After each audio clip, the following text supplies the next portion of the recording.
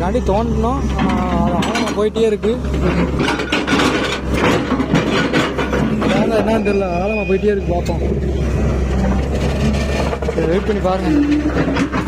நானும் வெயிட் பண்ணி பார்க்குறேன். போயிட்டே இருக்கு. ஆப்ரேட்டரும் கஷ்டப்படுறாரு.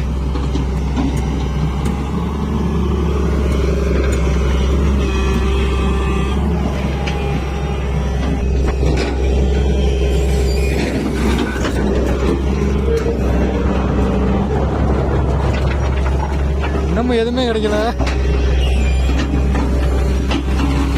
அந்த பக்கம் குளமா இருக்கு.